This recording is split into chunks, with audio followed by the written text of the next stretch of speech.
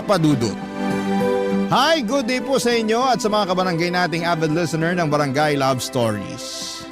Sumulat po ako sa istasyon ninyo upang humingi ng payo tungkol sa sitwasyon na pinagdaraanan ko sa kasalukuyan. Pero bago tayo pumunta doon ay magpapakilala muna ako. JB na lamang ang itawag ninyo sa akin. 31 years old, taga Mandaluyong at nagtatrabaho bilang IT specialist. Kung ilalarawan ko ang sarili ko ay masasabi ko na isa akong tahimik na tao. Introvert din ako at walang masyadong kaibigan, pero meron namang iilan. Hindi ako mahilig sumama sa mga gimmick ng barkada at katrabaho ko. Mas gusto ko na lang na magkulong sa kwarto tuwing day off ko, bagay na madalas na sinisita sa akin ng tatay ko. Sa huli wala rin naman siyang nagagawa dahil hindi niya ako mapipilit na lumabas, lalo pat mas nag-i-enjoy ako kapag mag-isa at nasa loob lamang ng bahay. Kaya naman hindi na rin katakataka na sa edad kong 30 years old ay wala pa rin akong girlfriend, Papa Dudut.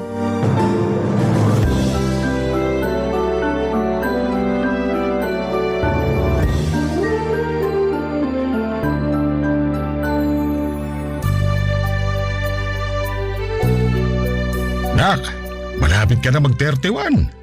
Tatay talaga. Kaka-birthday ko lang po 31 agad?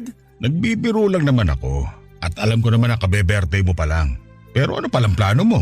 Plano po saan? Sa buhay mo. May plano ka ba mag-asawa o mag-girlfriend man lang kasi 30 ka na.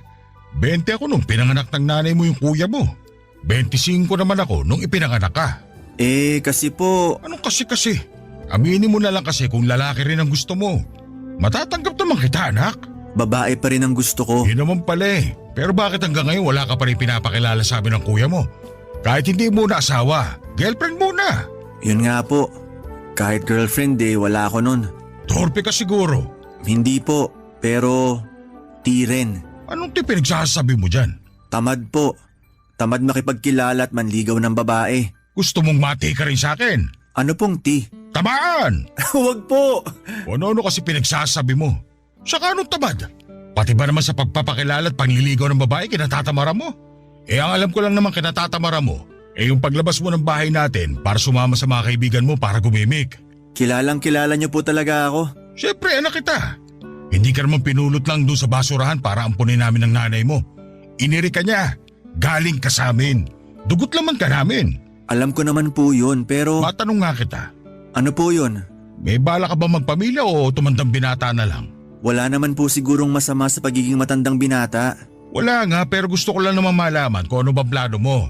Para kung nakapag-desisyon ka na hindi ka na mag-aasawa, hindi na kita kukulitin. Tingin mo sa akin kagaya ng mga magulang dyan na namimilit sa mga anak nila na mag-asawa na kasi nasa hustong gulang na. Ibahin mo ako! Alam ko naman po na iba kayo at hindi kayo yung klase ng magulang na namimilit. Tsaka kilala niyo ako. Kahit pilitin niyo ako pag ayaw ko, hindi pa rin kayo mananalo sa akin. Sa bagay, totoo yan. Yung nanay mo sa saykata ay pinaglihi, kaya ang tigas ng ulo mo. Grabe kayo sa akin, tay. Pero ano na nga sagot mo sa tanong ko? Naiinip na ako, mababatukan na kita. Ang bayolente. Isa, JB. Pangarap kong magkaanak at magkaasawa. Paano nga mangyayari yun kung tamad kang makapagkilala at manligaw? Hindi naman po ako nagmamadali. Alam ko, pero gusto ko pa makita yung magiging apo ko sa'yo. Paano na lang kung kunin ako? Wala naman pong ganyanan. At bakit? Tingin mo ba sa akin immortal? Tay talaga. Nakuha niyo pang magbiro. Hindi naman ako nagbibiro, pero may kamatayan na tinatawag. Paano kung bukas o sa makalawa? Hindi pa po kayo mamamatay kasi makikita niyo pa yung magiging apo niyo sa akin. Makakasama niyo pa sila ng mas matagal kaya pigilan niyong mamatay agad. Ngek, pwede ba yun? Opo. Puro ka talaga kalokohan. Kanino pa po ba ako magmamana? Tayo lang naman ang mag-ama. Sus, dinamay mo pa ako. Malay mo, mana ka sa nanay niyo. Kayo nga, dinamay niyo pa si nanay na nananahimik na sa kabilang buhay. Ayaw nga. Katakot baka biglang magparamdam. Takot pa naman ako sa multo. Pero, nak ha, usapan natin to bilang magtatay. Kung may plano ka naman pala mag-asawa at magkaanak, wag mo nang patagalin pa. Sinasabi ko sa'yo, masarap ang umibig. Para kang nakalutang sa alapap. Papa Papadudot, hindi ko naman masisisi ang tatay ko kung nagtanong siya sa akin tungkol sa kung kailan ko planong mag-asawa. Alam ko rin naman na hindi na ako bumabata. Siyempre, pangarap ko pa rin naman na bumuo ng sariling pamilya, kaya lang ay aminado akong hindi ko alam kung paano humanap ng matinong babae na magiging girlfriend. Oo, tama kayo ng narinig. Gusto ko ng matinong babae dahil alam ko na matino akong lalaki. Sa totoo lang ay uso na ang hiwalayan sa panahon ngayon. Mapaartista man o ordinaryong tao. Para sa akin ay malaking factor noon ang hindi pagiging swak ng personality ng magkasintahan sa isa't isa na nadidiscover lang nila kinatagalan. Kaya nga gusto ko munang kilalanin ng husto ang babaeng magiging girlfriend ko bago ko siya papasukin sa aking buhay. Para doon pa lamang ay malaman ko na kung magtatagal kami o hindi. Ayoko kasing mag-aksaya ng oras para sa isang babae kung hindi naman kami seryoso sa isa't isa. Dahil nga alam ko na kung ano ang gusto ko ay pinanghawakan ko yon hanggang sa umabot ako sa edad kung saan ay marami sa mga kasabayan ko ay may sarili ng pamilya. Kaya nga pinag-isipan ko ng mabuti ang usapan namin ni tatay at saktong bigla naman akong kinausap ng pinsan ko na meron daw siyang ipapakilala sa aking babae, Papa Dudut.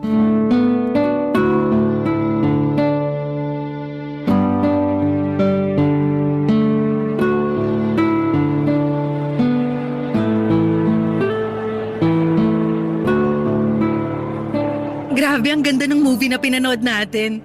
Hindi ko expected yung twist sa ending. Ikaw ba expected mo na? Medyo. Obvious naman sa plot. Ay talaga? Grabe, ang galing mo naman mag-analyze. Sakto lang. Halata naman kasi. Pero na-enjoy ko naman yung movie. Ako rin. Masaya ako na na-enjoy natin kasi sabi ng iba, huwag ka raw manonood ng movie sa sinehan sa unang date nyo. Ha? Bakit naman? Kasi hindi raw kayo nun mag-uusap dahil nakatutok lang kayo sa movie na pinapanood. Ganun ba yon? Oo, tapos maghihiwalay na kayo pagkatapos nyong manood. Baka yung iba ganun, pero tayo naman hindi. Siyempre, ano pang purpose ng date natin kung hindi man lang natin makikilalang isa't isa, di ba? Hanap lang muna tayo ng kakainan tapos doon tayo magkwentuhan. Gutom ka na ba? Di pa naman. Ikaw ba? Hindi pa rin. Naparami rin kasi kinain ko nung lunch bago ko umalis sa bahay. Sige, upo muna tayo dun sa upuan tapos mamaya na tayo humanap ng makakainan. Sure ka? Oo, ayusin ko lang din tong sandals ko. Ayun, may nakita akong bakanting upuan. Tara. Sige. Ayan. Maayos ko na rin tong sandals ko sa wakas. Kaya nga. Thank you nga pala kasi pumayag ka makipag-date sa akin. Bakit naman hindi? Nabanggit kasi ng pinsan mo na ayaw mo talaga ng nirereto. Oo. Kaya hanggang ngayon wala pa rin akong girlfriend. Eh bakit ka pumayag makipag-date sa akin? For a change? Huhulaan ko. Gusto mo na magka-girlfriend, no? Wala namang masama doon. Lalo na kung magiging okay tayo sa isa't isa. May punto ka nga naman. Pero grabe, hindi lang ako makapaniwala na meron pa pala mga tao na katulad mo. Yung never pa nagkakajowa. Maniwala ka na kasi akong buhay na patunay. Kaya nga lagi akong kinukulit ng tatay ko. Panay tanong sa akin kung kailan daw ba ako manliligaw ng babae. Ganon talaga ang mga magulang, masyadong makulit. Mas kumulit ka mo lalo nung tumanda. Pero ayos lang kasi di naman ako napipikon. Wow, sana all mahaba ang pasensya. Oo, kahit na pinagkamalan na rin niya akong bakla. Seryoso? Seryoso.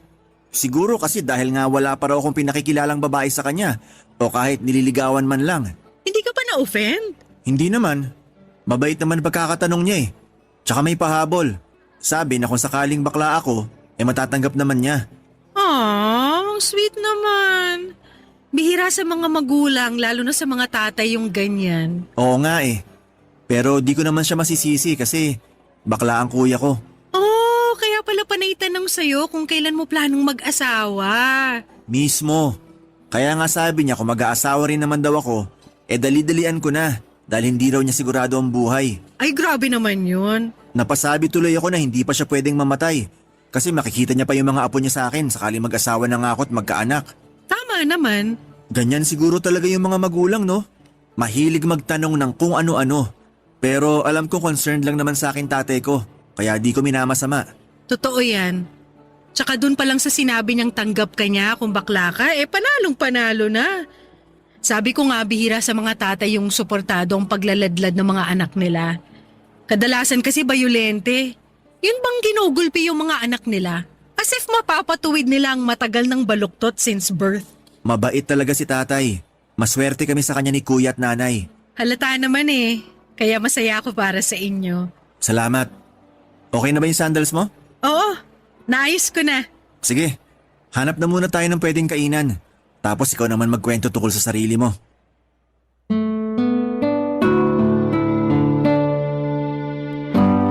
Papadudot dahil sa pagiging sigurista ko sa babae at focus sa pagtatrabaho, ay nakalimutan ko na talaga ang aking love life.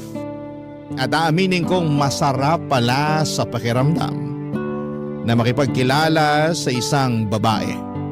Yun kasi ang eksaktong damdamin ko noong pumayag ako makipag-date kay Marnie.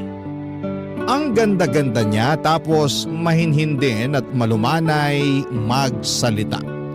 Kuwela at napapatawan niya talaga ako sa mga hirit niya. Pasok na pasok sa mga katangian na hanap ko sa isang babae. Sa totoo lang ay na-enjoy ko ang movie date at kwentuhan namin ni Marnie.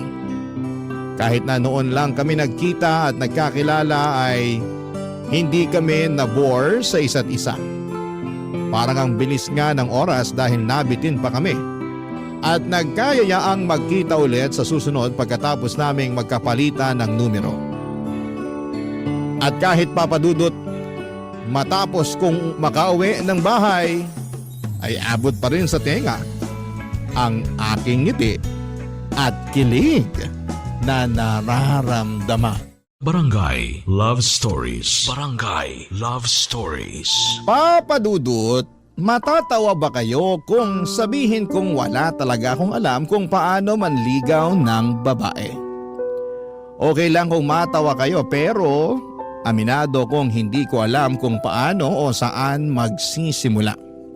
Kung tatanungin ninyo ako kung nagugustuhan ko na ba si Marnie, oo ang sagot ko. At yun yung klase ng pagkagusto na higit pa sa isang pagkakaibigan.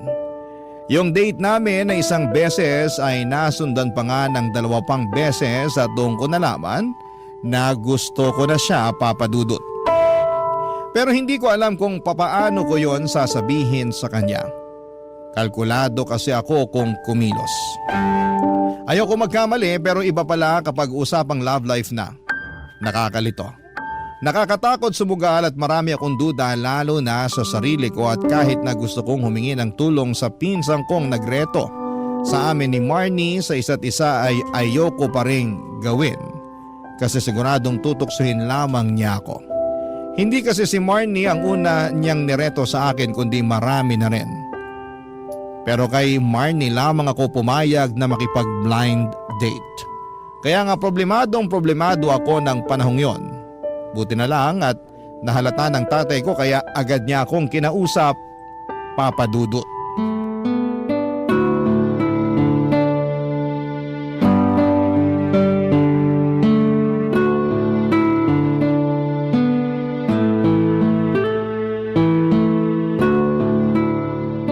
Nak, may gusto ka bang sabihin sa akin? Po? Wala naman po. Anong wala? Nababasa ko dyan sa salubong ng mga kilay mo at pag-aalala sa mga mata mo na meron pero hindi mo lang masabi. Ay, Ano ba kasing problema? May sakit ka ba? O may nangyari sa trabaho mo? Ano? Sabihin mo sa akin. kalma tay. Kalmado ako. Kalmado raw. Sunod-sunod yung tanong nyo dyan. Paano hindi susunod-sunod rin yung tanong Wala ka naman sinasagot ni isa. Wala po akong problema sa mga sinabi nyo pero may problema ako sa ibang bagay. Teka, tungkol ba yan sa inyo ni Marnie? Huwag mo sabihin na buntis mo siya. Hindi po. Ay, sayang. Akala ko pa naman magkakaapo na ako. Gustong gusto ko na kasi maging lolo Alam ko naman po yun. Pero sensya na, hindi ko nabuntis si Marnie. Tsaka bakit ko naman gagawin sa kanya yun? Hindi ko naman siya girlfriend. Hindi pa ba? Ilang beses na kayo nagde-date? Yun nga po yung problema. Ayaw mo ba sa kanya? Hindi po, kasi Kabaliktaran nun yung nararamdaman ko. Ibig sabihin, gusto mo na siya. Opo, kaso yun na yung problema. Wala akong nakikitang problema doon. Nag-iimbento ka lang eh. Problema po yun kasi hindi ko alam kung paano sasabihin sa kanya. Anak naman ng tokneneng oh. Alam nyo naman po na hindi pa ako umamin sa isang babae at wala pa akong niligawan. Totoo ba yan? Totoo po. Ay, kaya nga nag-aalala ako na baka kung umamin ako kay Marnie, tanggihan niya ako. Bakit naman niya gagawin yun? Nakwento mo sa akin noon na nagkakamabutihan na kayo, hindi ba? Ngayon, kung nagugustuhan mo na siya, ang mabuti mong gawin ay sabihin na sa kanya. Para naman maging kayo na. Hindi naman po ganun kadali yun. Madali lang yun. Masyado mo lang pinapahirapan sarili mo. Sige po, kung sasabihin ko sa kanya na gusto ko siya at gusto niya rin ako, ano na po yung kasunod nun? Di ang kasunod, liligawan mo. Kaso hindi po ako marunong manligaw. Ikaw talaga ang problema. Wag naman po kayong ganyan sa akin. Paano hindi magiging ganito ang tanda-tanda mo na? Pero ni manligaw ng babae, hindi mo pa magawa. Ba't di mo ako tularan nung araw? Ang dali ko lang napasagot ang nanay mo. Kahit na tatay ko kayo, hindi naman po ako kasing astig at romantiko nyo nung araw. Kaya imbis pagalitan, bakit di nyo na lang ako turuan ng mga pamatay nyong teknik kung paano nyo napasagot si nanay? Sige na po. Ay nako, ang hina-hina mo. Sige po, pag di nyo ako tinulungan, baka di na ako magka-girlfriend. Aba, at ako pa tinakot mo dyan. Di ba gustong gusto nyo na ako magka-girlfriend? Malay nyo, si Marnie na yon. At malay ko rin na siya na pala yung babaeng mabubuntis mo para makapagbigay ng apo sa akin. Masyado talaga kayong advance mag-isip. Siyempre, kaya dapat siguraduhin mong pakikinggan mo na mabuti ang mga ituturo ko sa'yo para 100% makukuha mong matamis niyang oo.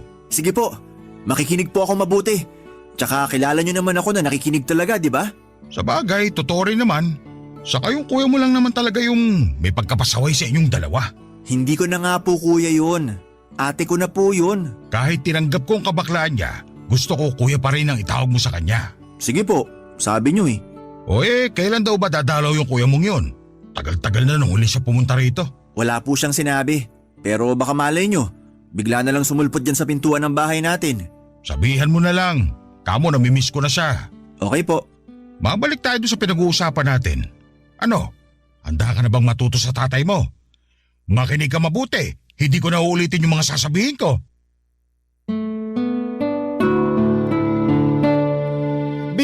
Bilib ako kay tatay kung paano niya niligawan noon ang nanay ko. Kulang na lang ay pumalakpak ako sa mga paraan niya. Kaya nga hindi nakataka-taka na nakuha niya agad ang loob ni nanay dahilan para sagutin din siya nito. Pero sa totoo lang, the best father din kasi si tatay kaya deserve niya ang matamis na oo ng namayapa kong nanay. Pero mabalik tayo sa amin ni Marnie, gustong gusto ko na talaga siya ng mga panahong yon at alam ko sa sarili ko na desidido na akong ligawan siya. Kaya bilang unang hakbang ay sinunod ko ang payo sa akin ni tatay. Kahit nakakakaba sa una, ay nagtapat ako sa aking damdamin para kay Marnie. Niligawan ko siya matapos niyang pumayag at hindi nagtagal ay naging kami. 6 na buwan na kami noon sa relasyon nang kausapin ko ang tatay ko na may pinaplano ako para sa amin ni Marnie.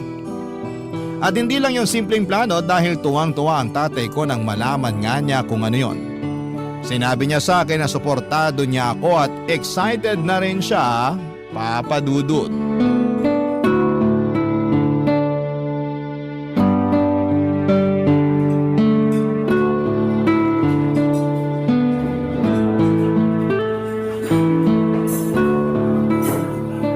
Wow! Ang social naman itong restaurant na pinagdalan mo sa akin. Siyempre, pinaghandaan ko talaga to. Na dito tayo mag-date? Oo, sana nagustuhan mo. Hindi ba obvious? Gustong gusto ko rito. Ay, buti naman. Nakahinga na ako ng maluwag dahil sa sinabi mo. Sobra ka naman. Hindi naman ako mahirap isama kahit saan mo ko gustong i-date. Hindi naman ako choosy. Alam ko naman yon, pero pagdating sa'yo, syempre gusto ko yung palaging espesyal. Mahalaga ka sa akin. Mahal kita. Ah, sweet naman ng boyfriend ko. Sweet naman talaga ako. Uy, dati kaya hindi ka ganyan ka-sweet. Ano ka eh? Sakto lang. Sobra ka naman sa akin. Uy, joke lang. Inaasar lang kita. Hindi naman ako nasaktan. Inaasar lang din kita. Pero tama ka naman. Bago ka dumating sa buhay ko, di talaga uso sa akin ang pagiging sweet.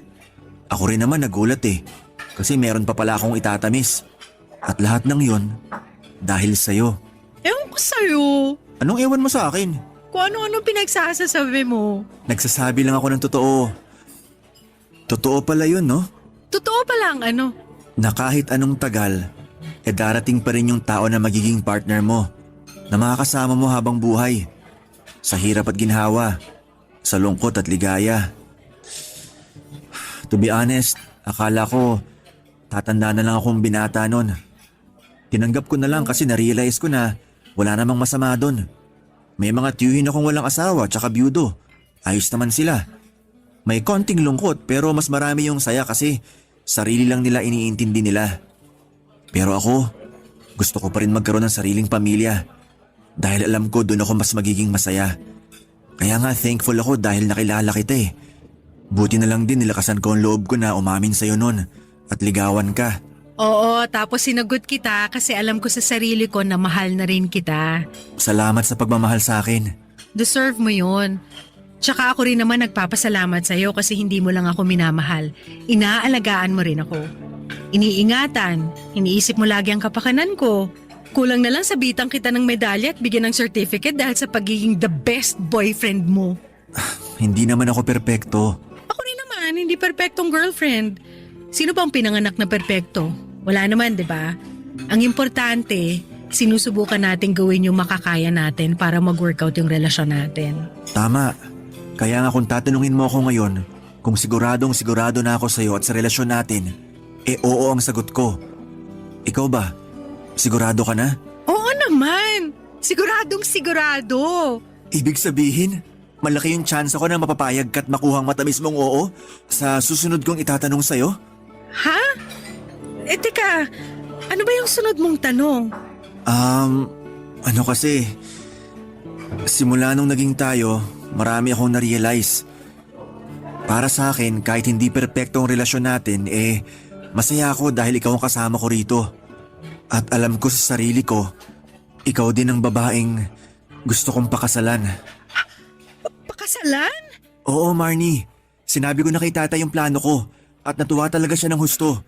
Sobrang excited siya tapos ako, kabado. Bakit ka na bang kabado?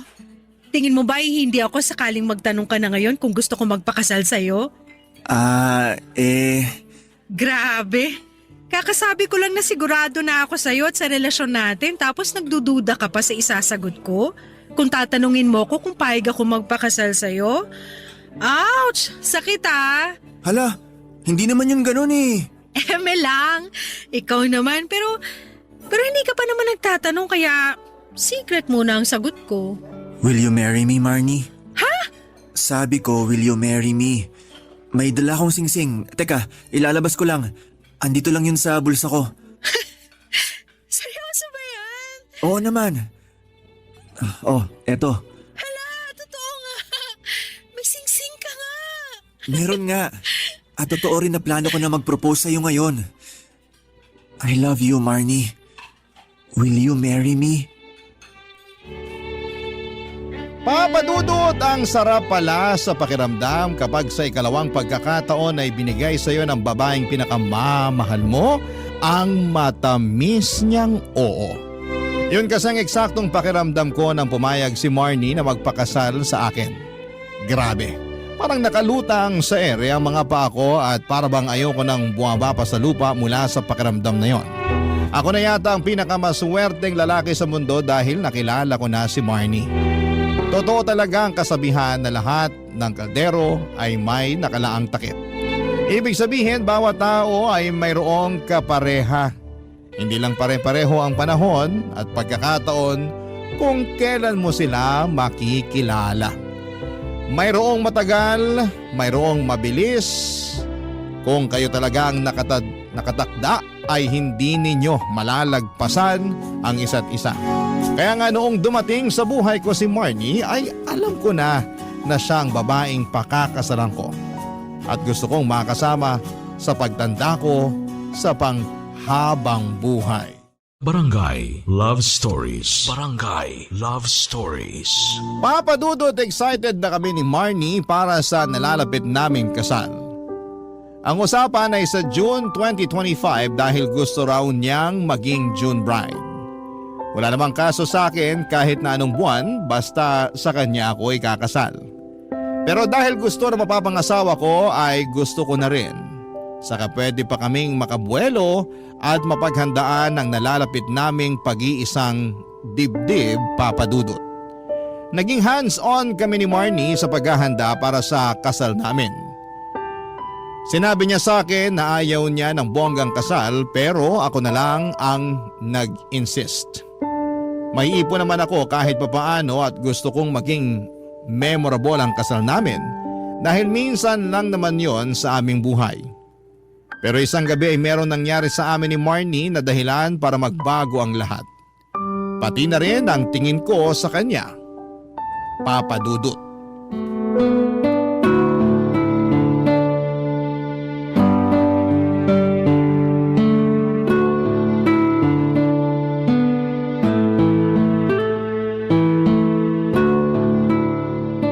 Saan nga ulit nagpunta si tatay? Kasama ng kuya ko, nag-mall sila. Mukhang na-miss nila ang isa't isa. Sinabi mo pa, close kasi talaga sa isa't isang tatay at kuya ko. Medyo nagkairingan lang nung nagladlad si kuya pero tinanggap naman ni tatay nung tumagal-tagal na. Siyempre yung pagtatanggap naman hindi yan nangyayari sa loob ng 24 oras. Kumbaga journey yan. Kaya nga from time to time, kinukumusta rin ni kuya yung acceptance journey ni tatay. Hanggang sa matanggap siya nito ng tuluyan. Nakakatuwa naman. Kaya nga masaya rin ako kasi mukhang bumalik na rin ulit yung closeness nila. Ikaw, kumusta ka? Anong kumusta ako? Ayos naman ako. Alam kong ayos ka lang, pero gusto ko lang kumustahin ka. Yung acceptance journey mo tungkol sa kuya mo nung nagladlad siya. Yun ba? Wala yun. Matagal ko na siyang tanggap kahit na bago pa siya umamin. Halata naman kaya sa pilantik ng mga kamay niya at kembot ng balakang niya na binabai siya. Para sa akin cool yun, kaya walang problema. Mabuti naman. Bakit ba sila pinag-uusapan natin wala naman sila rito? Buti pa, pag-usapan na lang natin yung tungkol sa ating dalawa. Sige, pero anong gusto mong pag-usapan? Since malapit na tayong ikasal at bumuo ng sarili nating pamilya, bakit hindi tayo magkaaminan na ng mga bagay na di pa natin sinasabi sa isa't isa? Ano mga bagay na hindi pa natin sinasabi sa isa't isa? Yung mga bagay na hindi pa natin alam. Bakit kailangan may ganun pa? Siyempre, para mas makilala natin ang isa't isa. Wala naman sigurong masama dun, di ba? Wala nga. Lalo na kung wala ka rin namang tinatagong masamang sikreto. Sige, paig ako pero paano ba yan? Bale, magtatanong ako tapos sasagutin mo. Okay. Tapos magtatanong lang din ako tapos sasagutin mo. Oo, isipin mo na lang para lang tayo naglalaro. Sige. So sino una? Ako na. Naalala mo yung niluto mong adobong pusit nun na di ko kinain? Oo, bakit? Sinabi ko lang talaga na may allergy ako sa pusit para di ka masaktan. Pero ayoko talaga ng sabaw na kulay itim. Oo talaga? Para mas maganda yata kung sinabi mo sa akin yung totoo. Sana na ipagluto kita ng ibang ulam. Nakaraan na naman yun eh. Tsaka sinabi ko na naman sa'yo ngayon. Sabagay. Pero sa susunod, sabihin mo na sa akin ng diretso. Huwag ka na mag-imbento. Nakukonsensya pa naman ako noon kasi naisip ko na sana tinanong muna kita kung may allergy ka sa seafood bago ako nagluto ng adobong pusit. Sorry. Di bale, ayos na yun. Ako na ba? Oo, ikaw na. Ano ba? Ito ay hindi ko na talaga sinabi sa'yo kasi baka magulat kapag nalaman mo. Pero ilang beses mo akong sinabihan na magaling ako sa kama, di ba? Oo, tapos sabi mo ganun talaga kasi marami kang natutuhan sa mga nabasa mong libro. Tama naman pero hindi lang naman yun dahil dun. Anong ibig mong sabihin? Marami na rin kasi akong karanasan sa ibang lalaki. Ha? Hindi naman ako katulad mo na wala pang nakarelasyon simula pinanganak bago tayo nagkakilala. Siyempre, meron na ako naging boyfriend noon. Alam ko naman na meron.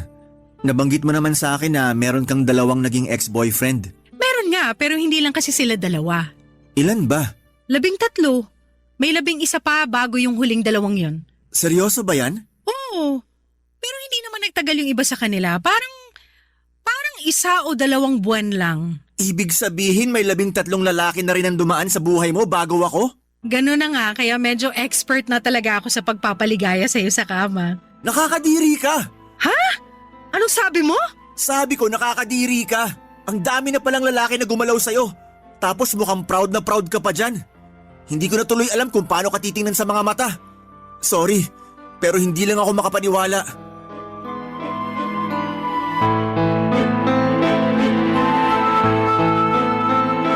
Papadudot maraming nakapagsabi na masyado raw mabilis na naging kami ni Marnie.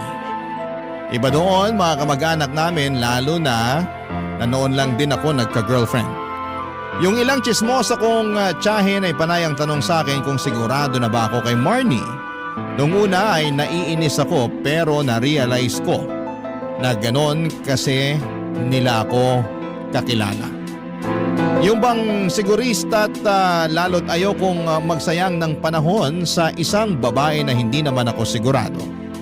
Kaya ganoon na lamang ang pagkadismaya ko nang malamang ko mula mismo kay Marnie yung tungkol sa inamin niya sa akin.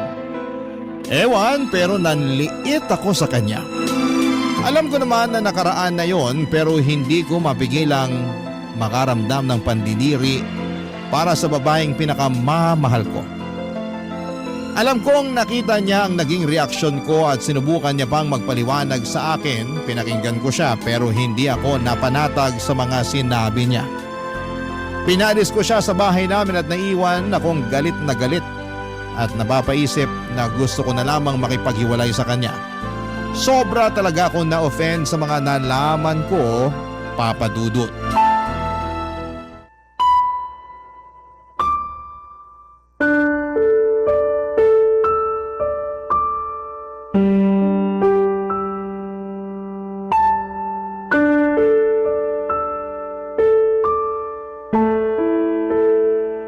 Bakit sa tuwing kakausapin kita hindi maipinta yung pagmumukha mo, anak?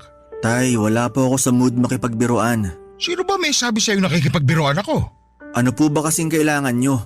Sabihin nyo na para malaman ko. Tapos iwanan nyo na po ako. Gusto ko mapag-isa. Sa tono mo, mukhang may problema ka. Wala po akong problema. Lokohin mo, lelang mo. Meron yan. Sabihin mo na sa akin para naman matulungan kita. Pala-desisyon po talaga kayo, no? Kung makapagsalita ka parang hindi mo ko tatay at di kita anak ka. Sa akin ka pa talaga magsisinungaling kilalang kilala kita. Sige na, magsabi ka na sa akin. May problema ka ba? O baka naman kayo ni Marnie meron? Ayoko na pong ituloy yung pagpapakasal kay Marnie. Ha? Bakit naman? Kasi nalaman ko na hindi lang pala 2 lalaki yung nakarelasyon niya noon bago kami nagkakilala. Meron pang 11. Ibig sabihin, 13 yung mga naging ex-boyfriend niya. O anong masama doon? Masama yun kasi di ko mapigilang isipin na ang dumi-dumi niyang babae. Paano naging madumi yun? Kasi ginalaw siya ng mga lalaking yun. Kaya pala siya parang expert. Pinagmalaki niya pa talaga na meron na siyang karanasan. Teka lang hindi ko lang maintindihan. Paano ba kayo napunta sa usapang yan? Ako naman nagbukas ng topic na magkaamin na kami ng mga bagay na di pa namin alam sa isa't isa bago kami ikasal. Para ano? Para lang wala na kaming daladala na di namin alam sa isa't isa. Para makapag-umpisa kami ng panibagong buhay bilang mag-asawa. Ay tanga, kasalanan mo naman pala Oh, paano ko naging kasalanan? Kasi kung meron naglalaro ng apoy, ikaw naman naglaro ng tanga-tangahan. O yan ngayon ang napala mo. Masama ba yun? Gusto ko lang naman na makilala namin ng husto yung isa't isa. Tapos ngayon na may nalaman ka tungkol sa kanya, ganyan magiging reaksyon mo. Hindi po ba kayo mandidiri sa kanya kung kayo nasa posisyon ko? Hindi, kasi nakaraan na yun. Ikaw na ang karelasyon ni Marnie ngayon. Ikakasal na nga kayo, hindi ba? Baka naman masyado lang naapakan niyang pride at pagkalalaki mo, kaya ganyan yung reaksyon mo. Basta, hindi ako masaya sa nalaman ko. Maliit na bagay, pinalalaki mo Palibasa, wala kayo sa posisyon ko, kaya di niyo ko naiintindihan. Siguro nga hindi. Pero hindi rin naman sapat na dahilan yan para hindi mo na ituloy yung pagpapakasal kay Marnie. Akala ko ba mahal mo siya? Tapos may nalaman ka lang sa nakaraan niya. Gusto mo na kagad makipag-iwalay sa kanya? Para naman yata hindi patas siya lalo na sa girlfriend mo. Anong magagawa ko kung yun agad ang naramdaman ko nung sinabi niya sa akin yung bagay na yun? Sana kasi hindi ka na lang nagtanong. O di kaya sana hinanda mo yung sarili mo sa mga bagay na pwede mong malaman sa kanya. Tapos ngayon magkakaganyan ka. Ewan ko ba naman sa'yo, JB? Para kang tanga. Tanga na kung tanga. Pero baka nga katangahan na napakasalan ko pa siya. Ay, kabuisit ka naman eh. Kawawa naman si Marnie. Hinusga mo na kagad. Kahusga-husga naman kasi siya. Kung makapagsalita ka, akala mo perpekto ka. Pero at least ako, wala pang nagalaw na ibang babae. Siya pa lang yung una at huli na sana kung magiging mag-asawa man kami. Yan talagang pag-iisip mo ang kailangan mong baguhin. Kasi hindi na mababago ni Marnie yung nakaraan niya. Kailangan mo na lang yung tanggapin kung totoong mahal mo siya.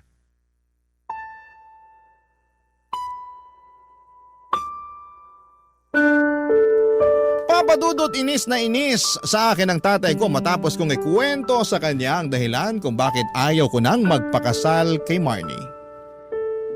Totoo nga ang kasabihan na play stupid games, win stupid prizes.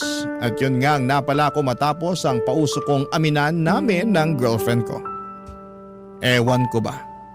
Kahit na anong gawin ko ay hindi ko talaga mapigilang manliit sa kanya lalo na at hindi gawain ng isang matinong babae ang magpagalaw sa maraming lalaki. Kaya nga hindi niyo ako masisisi, Papa Dudut, kung gusto ko na lamang umurong sa kasal namin ni Marnie. Hindi ko pa to nasasabi sa kanya dahil alam kong masasaktan siya. Alam ko rin na ang unfair ko pero hindi ko talaga mapigilang maghinanakit sa girlfriend ko. Papa Dudut, mahal ko po siya. Oo, pero nandidiri ako sa kanya at sa mga nakaraan niya. Sana po'y mapayuhan ako ng mga kabarangay natin kung ano ang pwede kong gawin. Hanggang dito na lamang po ang sulat ko, Papa Dudut, at sana'y mapili po ninyong i-ere ang kwento ko sa inyong programa at sa inyong istasyon. God bless sa inyo and more power po sa Barangay Love Stories. Ang inyong kapuso at ka-barangay forever, JB. Dear Papa Dudut, isa pong magandang araw sa inyo at sa mga kabarangay natin sa Barangay LS. Masaya talaga ang feeling kong makapagsulat sa inyo. Solid fan ako ng programa ninyong Barangay Love Stories na siyang inaabangan ko tuwing tanghalian. Kapag nakikinig nga ako'y nababalikan ko rin ang naging buhay ko. Naalala ko rin ang ilan sa mga pinagdaanan ko.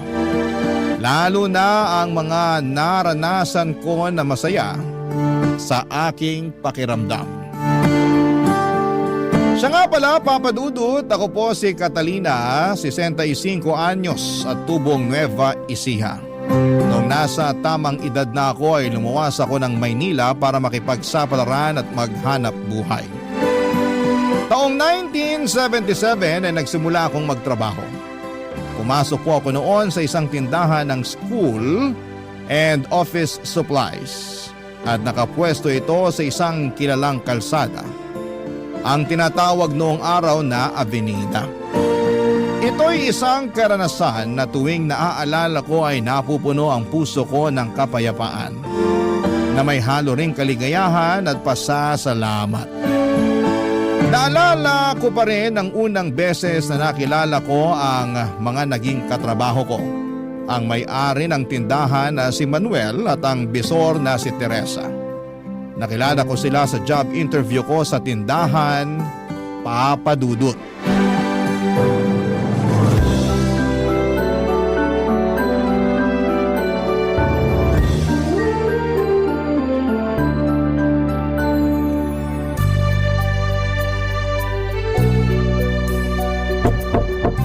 Pasok! Bukas yan! Magandang umaga po. Kayo po ba si Sir Manuel? Oo, ako nga. Ikaw ba si Catalina? Opo. Sakto, tinitingnan ko ngayon tong biodata mo. Mabu ka. Bali ang ina-applyan mong posisyon ay cashier. Opo, sir. Base dito sa biodata mo, high school ang tinapos mo. Di kung tutuusin, ito ang magiging unang trabaho mo. Tama? Opo. Sige nga, Catalina. Ipakilala mo nga ang sarili mo sa akin. Ako po si Catalina, 18 years old, single, coming from the province of Nueva Ecija, Philippines. Kauna-unahang trabaho ko nga po to. Pero huwag kayong mag-alala, kakayanin ko ang mga gawain dito. Sabihin niyo lang ang kailangan at gagawin ko ng masinsinan ang anumang ibiling niyo sa akin. Gusto ko yung personality mo ha. And also, I like the attitude. Positive at porsigido. Desidido akong magtrabaho, sir. Maganda yan. Saan ka nakatira ngayon, Catalina? Hindi naman ba malayo dito? Hindi ka naman mahihirapan papunta dito sa store. Tumutuloy po ako kasama ng mga kamag-anak ko sa Quiapo. Isang sakay lang po ng jeep at makakarating ako dito. Good, good. 8:00 ng umaga ang pasok ha? Ayoko nang nanilate. Sige po, sir. Makakaasa kayo. Kamusta naman ang abilidad mo sa math? Sa math po? Marunong naman po ako magbilang. Plus, minus, times, divide. Kaya ko naman po. Paano ba yon? 2 times 2 equals 4? 2 times 3 equals 6? 2 times 4 equals 8? Marunong rin po akong pumindot ng calculator. Alam mo, gustong gusto ko yung confidence mo ha? I like you. Huwag ka masyadong kabahan. Tuturuan ka naman namin dito kung ano yung mga gagawin mo. Sige po. Ang gusto ko lang maayos magtrabaho. Ha? Pag may pinagawa sa'yo, gawin mo ang best mo. Ayusin mo ang pagbibilang ng bayad ng mga customer, pati na rin ang pagsusukli sa kanila. Pagkatapos nun, wag mong kakalimutan na iabot sa kanila ang resibo. At isa rin sa mga requirement dito sa store, dapat palagi kang nakangiti. Okay? Di ko po makakalimutan ngumiti, sir. Yan, ganyan nga. Alam mo naman siguro ang business namin, tindahan to ng school supplies at office supplies. Pagpasok mo pa lang, kitang-kita mo na yung mga nakadisplay, di ba? Marami nga pong mga items, sir. Sari-saring ballpen, libro at kagamitan sa eskwela. Ngayon lang ako nakakita ng sobrang daming disenyo ng notebook. Mas busy dito kapag peak season, yung bang kagaya ng petsa ng enrollment, mga ganyan. Maraming bumibili ng mga gamit para sa school. Sobrang matao dito kapag gano'n napupuno ang store. Madalas, hectic at busy talaga lalo na kapag marami na silang nakapila sa harapan mo. Maganda sa business pero nakaka-stress pa rin pag nagdagsaan ng mga customer. Nako, ganun po ba?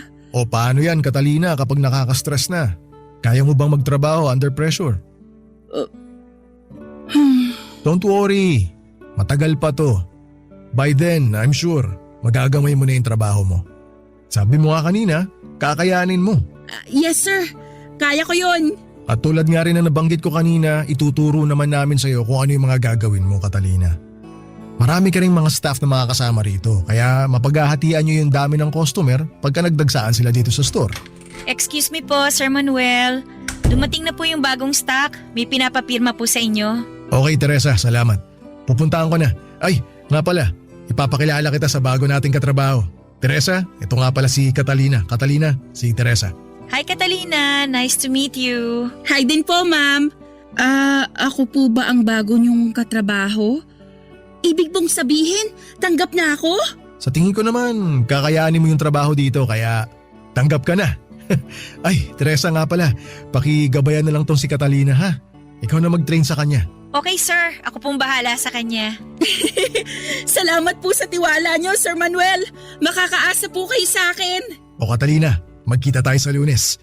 Pero huwag mong kakalimutan yung sinabi mo kanina ha, na kakayanin mo.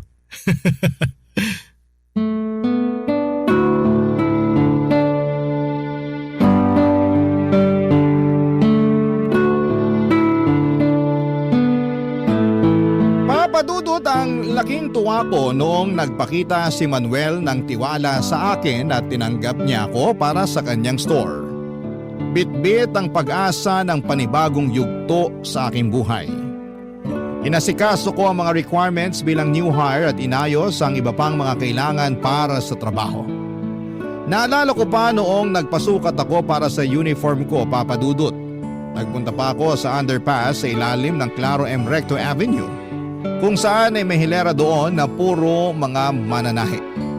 Marami kasing eskwelahan sa dakong yon ng Maynila kaya maraming paggawaan ng uniform at kaya rin may mga tindahan ng school supplies kagaya ng pinasukan ko. Pagsuot ko ng work uniform at pagtingin sa salamin ay nakaramdam ako ng pagka-proud sa sarili ko. Malinis tingnan ang suot ko at mukha kong profesional. Nabuo ang pakiramdam na nasa Maynila na talaga ako at may marangal akong hanap buhay dito. May pagkakabalahan akong bago na siyang hakbang rin na ikagaganda ng buhay ko.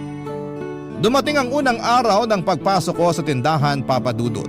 Sinalubong ako ng itinakda na gagabay sa akin sa trabaho na si Teresa. Sa pagkakaabalay, mabilis na lumipas ang oras hanggang sa hindi ko namalayang lunch break na pala. Magkasabay kaming magkakatrabaho na kumain habang katabi ko si Teresa na siyang kakwentuhan ko, Papa Dudut.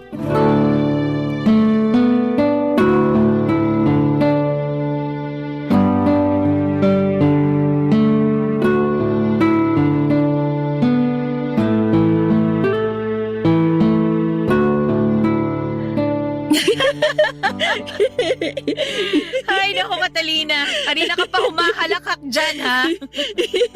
Nakakatawa kasi yung katrabaho natin. Hindi ko mapigilan ang tawa ko. Pwede na siyang maging komedyante. Mukhang madali rin siyang pakisamahan. Ay, naku. Pag nakilala mo pa yung ibang mga katrabaho natin ng mas malalim, makikita mo na bawat isa sa kanila maayos makisama. Mababait ang mga yan. Halos parang pamilya na rin ang turingan namin dito. Wow! Sana makasundo ko rin kayong lahat. Oo naman! Balang araw, magiging ka-close mo rin sila. Masaya dito. Tipong kahit ang daming ginagawa sa maghapon, hindi ko ramdam yung pagod kasi yung pakikisama namin, grabe! Kaya nga ako nagtagal ng 3 years dito eh. At sa tingin ko, mananatili pa ako dito. 3 taon ka na pala dito, Teresa. Matagal-tagal ka na rin pala sa store. Okay naman kasi magtrabaho dito. Nagkakasundo kami magkakatrabaho dito. Kaya talagang magaan sa pakiramdam kahit na ang daming stress. Tsaka si Sir Manuel, naku, maayos siyang boss. Stricto pero talagang down to earth. Madaling lapitan kapag may tanong ka. Nakikinig siya. Tutulungan kapag resolbahin ang problema mo. Unang tingin ko sa kanya, ang tapang ng itsura niya. Tipong pag gumawa ka ng pagkakamali, dapat humanda ka sa sasabihin niya dahil paprangkahin ka talaga niya. Kahit masasaktan ka, sasabihin niya. Huwag kang matakot kay Sir Manuel. Lahat ng inuutos niya para sa ikaayos ng store yun. Curious lang ako, paano siya kung magalit? Nakita mo na ba? Ang tanong, nagagalit nga ba siya? Naku, hindi ko pa nakitang magalit yun si Sir Manuel kasi palagi siyang kalma kapag kinakausap kami. Kahit isang beses? Nai-stress naman siya, oo. Lalo kapag peak season tsaka tambak talaga yung mga asikasuhin. Pero sa nakita ko kay Sir, palagi siyang mahinahon sa amin. Sa bagay, di naman din namin kasi siya sinusuway eh. Sa sinabi mong yan, nakahinga ako ng maluwag-luwag. Aayusin ko ang trabaho ko para walang masabi si Sir. Ang laki nga ng pasasalamat ko kasi nakapagtrabaho ako kay Sir Manuel. Maayos din magpasahod yon. Tapos patas pang makitungo sa mga trabahante niya. Sakto din lang ang trabahong pinapagawa niya. At mas maraming araw ang kalma kaysa sa stress. Kaya ikaw Catalina, galingan mo. Para after 6 months, pagkatapos ng probationary status mo, gawin kang permanenteng empleyado ni Sir. Dahil para sa akin, ito yung tipo ng trabaho na talagang hindi mo pakakawalan. Mukhang maganda nga talaga ang pamamalakad dito para magsabi ka ng ganyan. Mukhang mataas ang tingin mo sa kanya at may respeto talaga. Masasabi mong ganun nga. Mataas ang respeto namin sa kanya dahil may respeto rin siya kung makitungo sa amin. Para nga rin tumatayo siyang tatay-tatayan nyo. Siguro bilang tatay sa sarili niyang pamilya, mahigpit siyang dumidisiplina sa mga anak. Pero sa kabila nun, responsable siya sa pamilya at mapagmahal. Yun ang sa tingin ko. Alam mo, sasabihin ko sa'yo, wala pang ang asawa yan si Sir. Hala, di pa siya nag-aasawa? Binata pa pala siya at wala pang sariling pamilya? Mukhang malapit na siyang mag-50 anyos. Dumarami na ang puting buhok sa anit niya. Malapit na nga kami magdasal ng nobena para mahanap na niya yung babaeng pakakasalan niya eh. Mukhang may matinding pangangailangan na para dito, Ma'am Teresa. Ay, siya nga pala. Huwag mo na akong tawaging ma'am ha. Teresa na lang. Teresa tawag mo sa akin. Pangalan ko rin lang naman ang tawag nila sa akin dito eh. Di naman nalalayo yung posisyon natin dito. Halos kakapromote nga lang sa akin bilang supervisor. Parang kailan lang nung cashier din ako, kagaya mo. Sige, Ma'am Tere. Ay, Teresa pala. Ayan, tama. Pakiramdam ko magkakasundo talaga tayo. O siya, iligpit na natin itong mga pinagkainan natin. Balikan tayo sa trabaho ha. Ituturo ko sa iyo ang inventory at kung paano hahanapin yung mga presyo ng items. Tara! Papadudot sa paglipas ng mga araw sa tindahan ay mas naintindihan ko ang aking trabaho. Itinuro sa akin ni Teresa ang mga gawain sa trabaho at hindi siya naging madamot sa kanyang nalalaman. Nanibago man ako noong una pero paunti-unti kong nagagamay ang mga responsibilidad ko. Hindi naman pala mahirap ang trabaho kapag nasanay na sa ginagawa dito. Nakahalubilo ko lang lalo ang aking mga katrabaho at gaya nga ng sinabi ni Teresa. Hindi nagtagal ay gumaan ang loob ko sa kanila. Halos araw-araw ay nagtatawanan kami. Naging close din kami ni Teresa at halatang nag-i-enjoy din siya sa madalas naming tsikahan.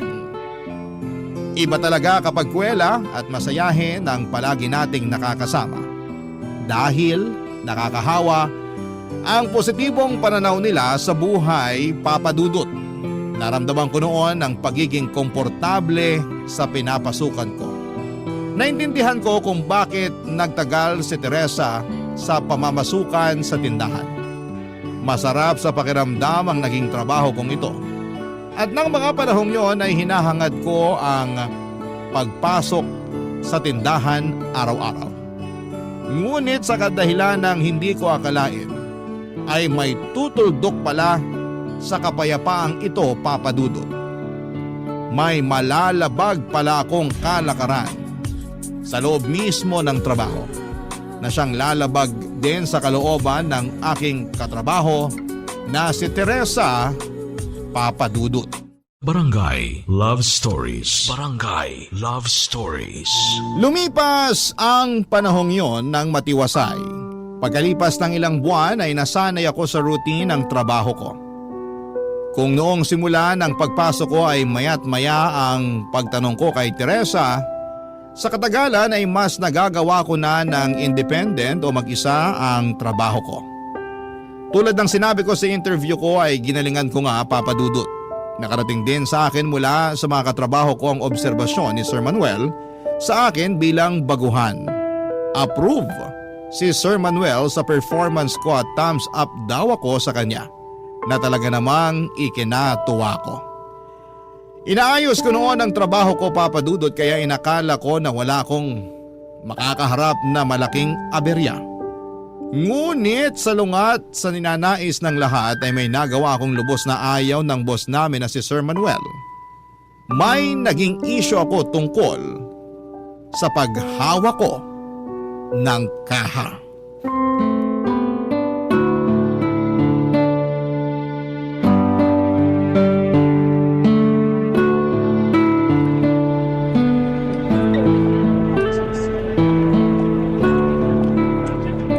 Maraming salamat po sa pagbili nyo, sir. Ito po ang sukli nyo. Sa susunod po ulit. Next po. Hello, ma'am. Ito na po ang mga bibili nyo. Buo po ang pera nyo, ma'am. Baka po may barya kayo. Ah, wala po. Naku, sandali lang po, ma'am, ha. Kulang po yung panukli ko dito. Babalikan po kita. Ano kayang gagawin ko? Ako lang ang kahera ngayon dahil absent ang kasama ko. Bakante pa nga ang pwesto niya.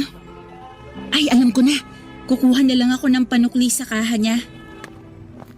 Di kasi nagbubukas ang kaha pag walang naibebenta. Dapat kasi may pinapunch muna na item saka kusang magbubukas to. Pero naalala ko may tinuro sa akin si Teresa eh. May pipindutin lang dito para mabuksan ang kaha. Saan nga pa yun? Ah! Ito na nga. Itong hinahanap ko. Ayan! Kukuha na ako ng kulang na panukli. Ito na po ang sukli niyo, ma'am.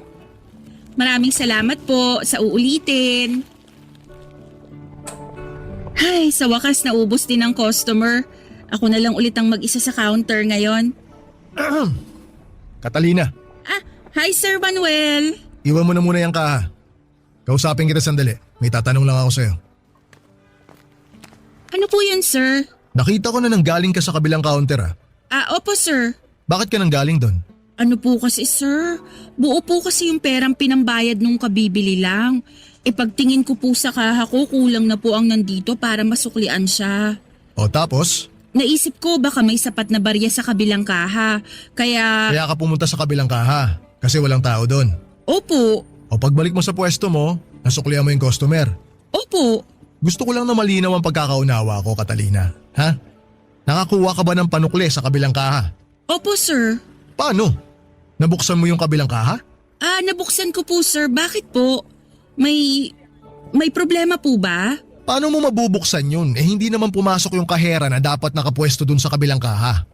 Hindi nabubuksan ang kaha ng basta-basta. Sino nagturo sa'yo kung paano buksan yun? Si Teresa po sir.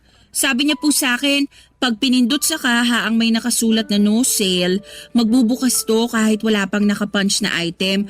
Naalala ko yon kaya nakakuha ko dun ng panukli. Si Teresa nagturo sa'yo? Ay, Catalina, hindi mo ba alam na bawal buksan ang kaha kapag walang benta? Ha? Bawal po? Hindi mo ba alam na mahigpit kong ipinagbabawal na mabuksan ang kaha na nakatoka sa ibang tao? Lalo na kapag walang pahintulot galing sa akin. Hindi ko po alam Sir Manuel. Hindi ko po alam na bawal ang ginawa ko. Akala ko po ayos lang dahil sakto lang po ang kinuha ko para may panukli sa customer. Wala na po akong kinuhang sobra pa sir. Bilang kasi yung perang nasa bawat kaha, Catalina. Paano pag nagkulang yung pera tulad ng ginawa mo kanina? Kumuha ka ng pera sa kabilang kaha, ipinanukli mo. Paano pag nakalimutan mong ibalik yung perang kinuha mo sa kaha? Bilang nga yung pera.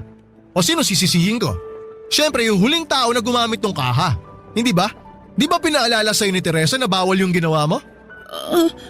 Hindi ko po maalala sir. Teresa! Halika nga rito sandali! Sir, tawag niyo po ako? Nagbukas tong si Catalina ng kaha na hindi naka-assign sa kanya. Ikaw daw ang nagturo sa kanya kung paano buksan ang kaha na wala pang benta. Pero sinabi mo ba sa kanya na bawal magbukas ng kaha na nakatoka sa ibang tao? Ano po? Catalina, hindi ko ba pinaalala sa'yo yun? O ngayon Catalina, uulitin ko yung tanong. Alam mo ba na bawal buksan ng kahang nakatoka sa iba? Akala ko po pwede dahil may dahilan naman po ako. Kumuha lang po ako ng panukli sa kabilang kaha dahil nagkulang po ako sa barya. Sapat lang po ang kinuha ko para may panukli. Hindi ko rin po naisip na magpaalam muna sa inyo. Sorry po talaga Sir Manuel.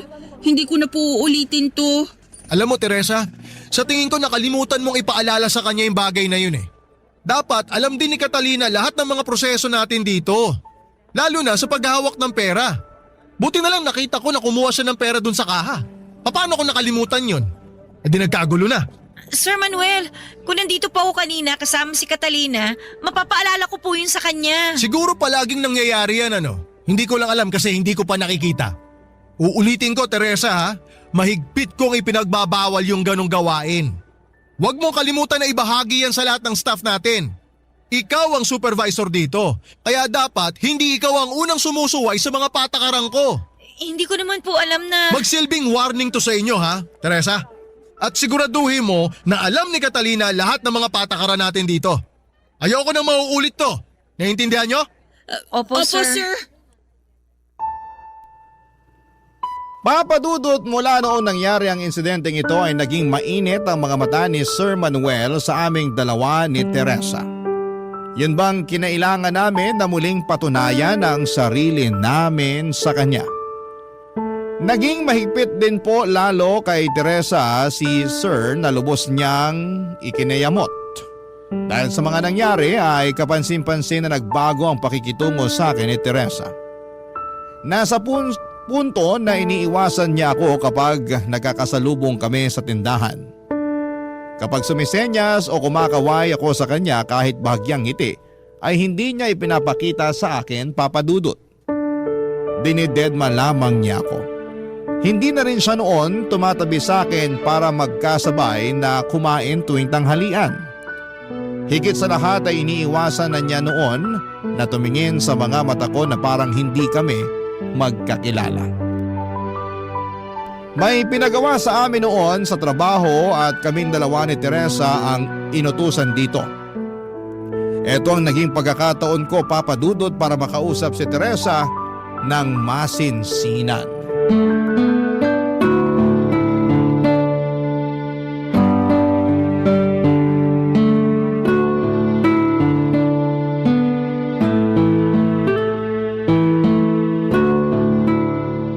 Ito na pala ang bagong items. Mag-shelving na tayo, Teresa.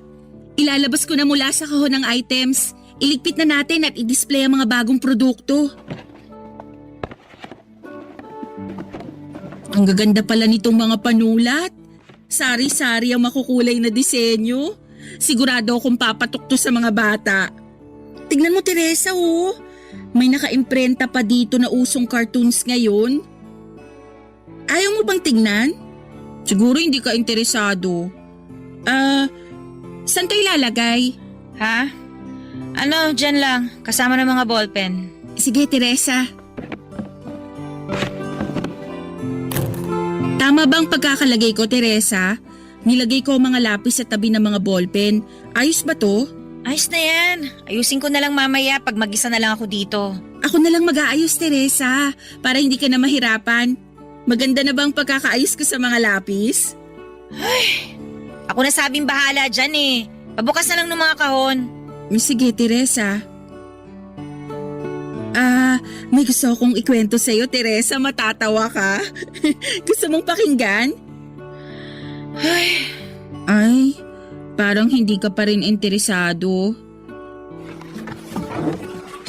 Ayan, tapos ko nang i-display ang mga kailangan. Ayos! Teresa, nagsishelving ka pa rin? Mukhang marami ka pang kailangang i-display ah. Gusto mo tulungan kita? Hindi na. Kaya ko na to. Sige. Ibabalik ko na lang ang mga sobrang items sa stockroom. Teresa, gusto mong isabay ko na yung mga gamit mo? Ano ba, Catalina? Ha? Bakit? May nasabi ba ako? Ang kulit mo kasi eh. Papansin ka masyado. Huwag ka nga. Gusto lang naman kitang tulungan. Pwes hindi ko kailangan ng tulong mo. Ba't ba ang init ng ulo mo, Teresa?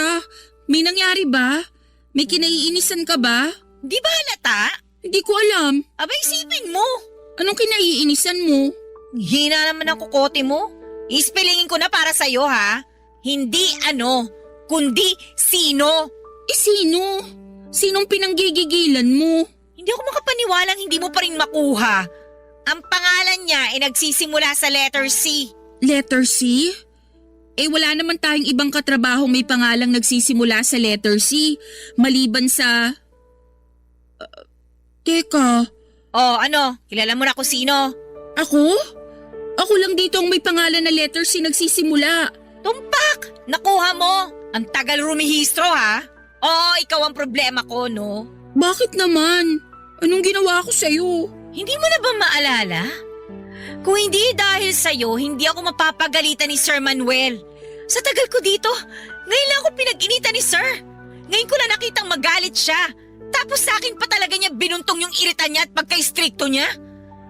Kaya eto, bawat kibot ko ngayon, minamanmanan pa rin niya. Kung tratuhin niya ako ngayon, kala mo hindi ako marunong sa trabaho ko eh. Hindi naman ako kagaya mo, no? Ito ba yung tungkol sa pagkuha ko ng barya sa ibang kaha? Yung pinagsabihan tayo parehas ni Sir dahil bawal pala yun? Teresa, hindi ko naman sinasadya yun eh. Huwag ka na magdahilan. Wala namang magagawa yung mga pagpapalusot mo eh. Basta tuwing nakikita kita, umiinit ang ulo ko.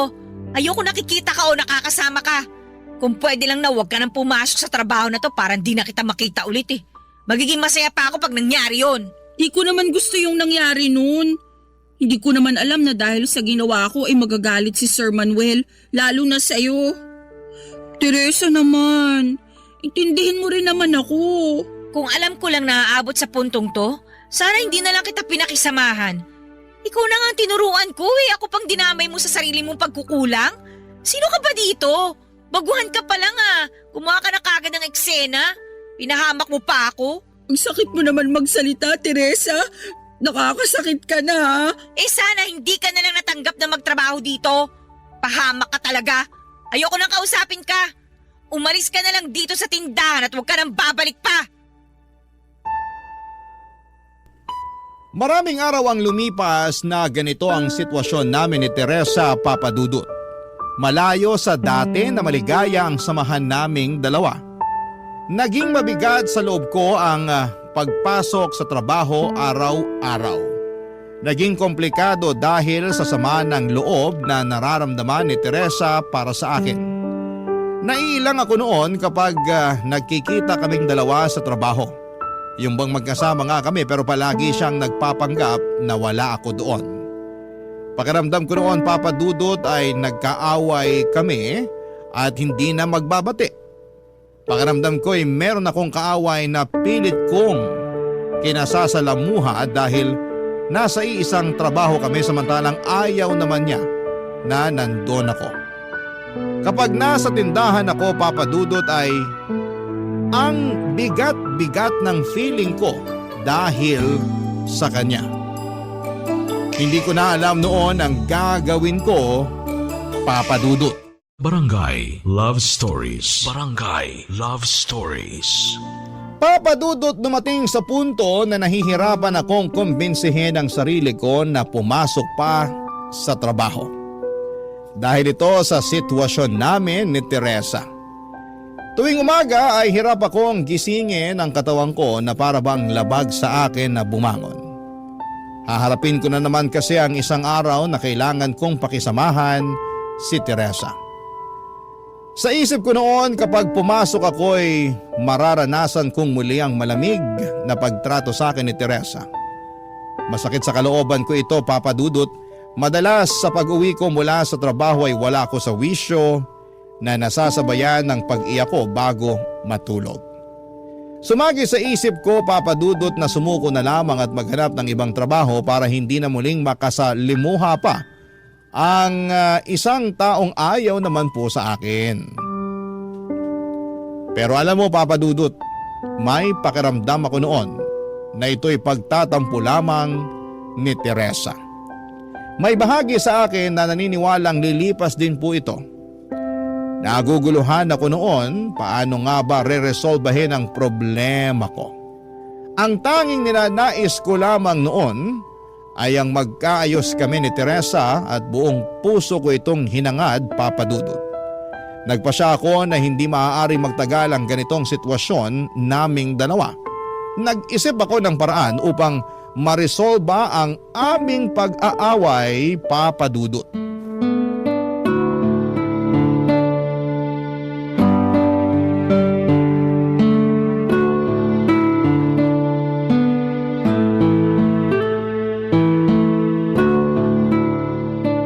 Magandang umaga po, Sir Manuel. Magandang umaga, Catalina. Yan ang gusto ko sa'yo eh. Lagi mong inuunahan yung shift mo. Lagi kang maaga kapag pumapasok. May iiwan lang sana ako sa loob ng office para po kay Teresa. Kay Teresa? Wala pa siya eh. Pero siguro maya-maya lang nandito na yon. Yun nga po, may sorpresa po kasi ako para sa kanya. Kaya sinadya ko pong dumating ng mas maaga ngayon para hindi niya ako maabutan. Yung sorpresa mo ba para sa kanya eh, yung hawak mo? Opo sir, iwan ko na lang po sa lamesa niya habang wala pa siya. Pwede ko pong puntahan yung pwesto niya? Oo naman. O sige, ilagay mo na sa pwesto ni Teresa yan. Banda ron sa bintana para madali niya makita yung mga bulaklak. Ngayon ko lang nalapitan ang pwesto ni Teresa. Ang ganda naman ng pagkakaayos niya sa mga nakadisplay sa lamesa niya. Iniwan ko na po yung regalo, Sir Manuel. Salamat po sa inyo. Nako, walang problema. O paano? Mauna na muna ako sa iyo ha. May mga asikasuhin pa kasi ako ngayong umaga. 8:00 na. Ayan na si Teresa, parating na siya. Papasok na siya sa loob ng office. Oh, ano to? Catalina, ano tong iniwan mo sa pwesto ko? Nagustuhan mo ba? Ba't ka nag-iwan ng isang kumpol ng mga bulaklak sa lamesa ko? Tuwing dumadaan ako sa office, lagi kong napapansin ang pwesto mo, Teresa. Sa ibabaw kasi ng lamesa mo, may paso na palaging may sariwang bulaklak. Tumatak na sa isip ko na mahilig ka sa mga bulaklak. Nitong nakaraan, nakita kong lantanay nasa paso mo. Kaya para mapalitan mo na to ng bago, naisipan kitang bigyan ng bulaklak. Bakit mo naman naisipang gawin yun? Di mo naman kailangan gawin to para sa akin, no? Tingin ko kasi matutuwa ka sa regalong to. Nagdala ka ng isang kumpol na puting orchids. Nagtataka lang ako kasi hindi ko naman naalalang may nasabi ako sa'yo. Paano mo nalaman na mahilig ako sa orchids? Talaga paborito mong klase ng bulaklak yon? Hindi ko alam yun. Nagkataon lang na yun ang dinala ko. Nagandahan lang ako sa kanila. He, nakakaloka ka talaga. Nahihiya na tuloy ako sa pagtataray ko sa'yo. Ang salbahe ko sa'yo. Alam ko rin naman na hindi mo sinadya ang gulo, pero ewan ko ba? Nadala kasi ako ng sama ng loob sa nangyari eh. Nako, naiintindihan kita, Teresa. Pero tapos na yun. Ang mahalaga, gumaan na ang pakiramdam mo. Kasi habang magkasama tayo sa iisang lugar, may pagkakataon para resolbahin ang anumang problemang namamagitan sa atin. Basta't gugustuhin, palaging may paraan. Hangad ko talagang magkaayos na tayo. Ganong kahalaga ang pagkakaibigan natin para sa'yo? Oo naman, Teresa. Ang saya mo kayang kasama. Sobrang namimiss ko na yung kulitan natin. Sabik na akong bumalik tayo sa dati nating pagsasama na puro tawanan lang. Bale, nagustuhan mo ba yung sorpresa ko para sa'yo? Hindi. Ha? Kala ko ba mahilig ka sa orchids? Hindi dahil doon. Baka akala mo lang kasi na okay na tayo. Hindi pa tayo bate, no? Bakit naman? May hindi ka pa sinasabi sa akin eh. Na ano? Yung kung saan ang galing itong mga niregalo mo sa akin ng mga bulaklak. Sang lupalop mo ba ito nadampot? Ang gaganda ah.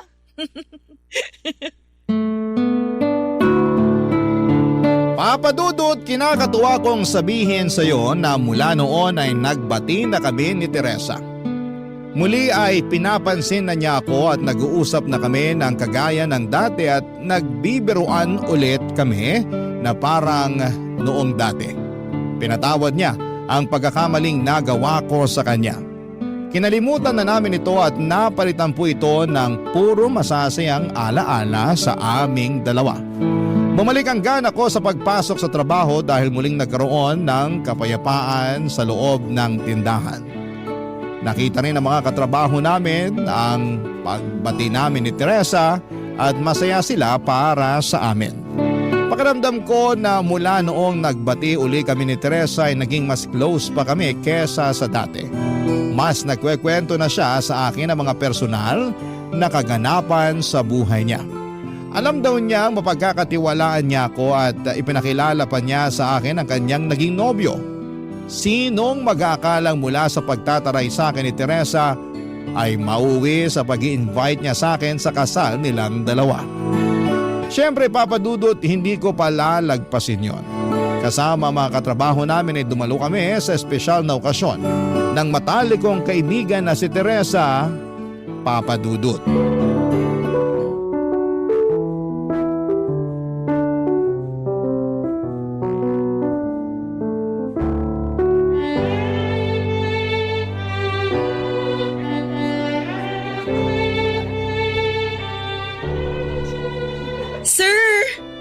Sir Manuel! Catalina! Oh, kasama mo na pala lahat ng mga staff natin dito sa simbahan. Magandang umaga sa inyo ha. Magandang umaga. Kayo pong huli na dumating, sir. Di bale, hindi naman po bawal malit. Nakakahiya nga kay Teresa. Sobrang nalita ko. Maupo ho kayo, sir. Dito po oh. Bakante po dito. Salamat. Mukhang kanina pa nagsimula yung seremonya. Nakakahiya talaga kay Teresa. Pero pagpasok mo dito sa simbahan sasalubungin ka kaagad ng halimuyak na mga bulaklak. Napakabango. Ang bango-bango nga po dito eh. Ang garbo po ng mga display. Isang selebrasyon talaga. Pinuno nila ng mga bulaklak ang entrada, pati sa gitnang aisle at sa mga pasilyo. Ang alam ko kasi mahilig talaga si Teresa sa mga bulaklak. Sinabi niyo pa, sir. Yung office namin sa store, lalong gumaganda sa loob dahil sa mga dinadalang bulaklak ni Teresa. Ang elegante nila pagka naiayos mo na. Pansin ko na kapag stressed ako, titingin lang ako sa mga bulaklak na inayos niya. Unti-unti na akong kumakalma. Ganyan din po ako, sir. Iba po talaga ang nagagawa ng likha ng kalikasan para sa atin. Nakakagaan sa pakiramdam ang presensya ng mga halaman. Sangayon ako dyan.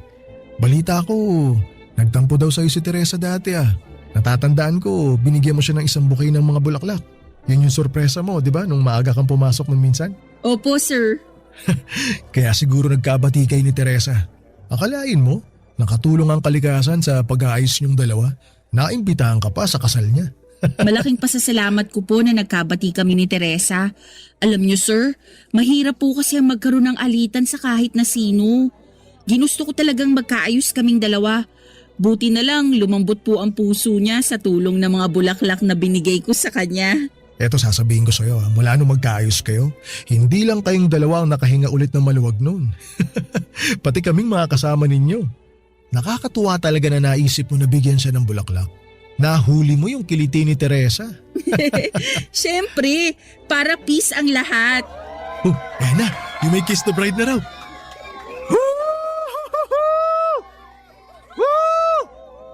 Ay, ayun na sina Teresa. Palabas ng bagong kasal.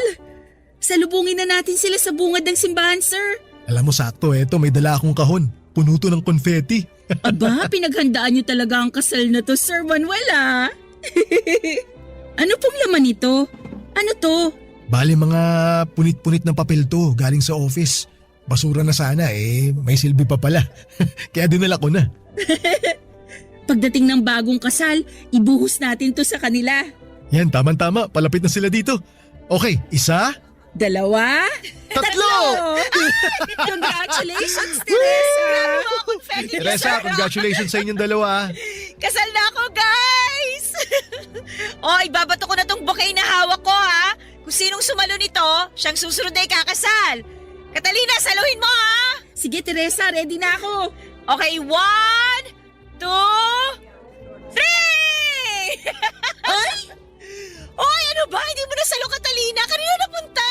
Saan nga ba napunta ang bouquet? Ayun pala, oh! Sir! Na kay Sir Manuel! Tatahanin na yan, sir! Kayo na po ang susunod na ikakasal niyan, sir! Sana nga.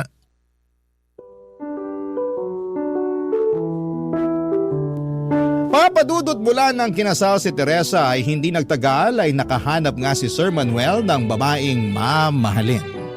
Balita ko ay nagkatuluyan si Sir Manuel at ang nakilala niya, Papadudot, at nagbuo sila ng pamilya.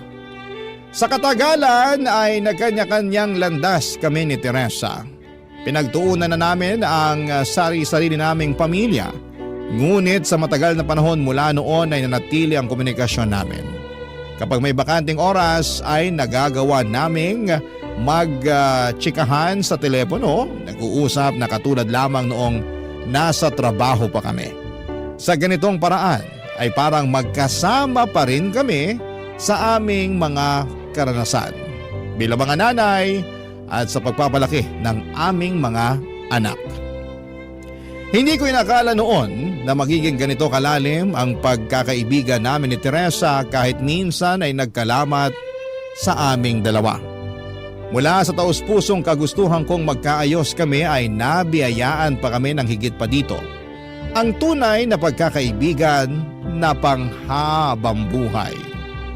Papadudot, totoo na ang mabuting pakikisama sa ating kapwa ay parang bulaklak na maaaring mamunga ng labis pa sa ating inaasahan. Hanggang dito na lamang po ang kwento ko, Papadudot. Maraming salamat kung sakaling mapili po ninyo ang sulat ko para sa programa ninyo. I love you all and more power po sa Barangay Love Stories. Ang inyong forever kapuso at kabarangay, Catalina.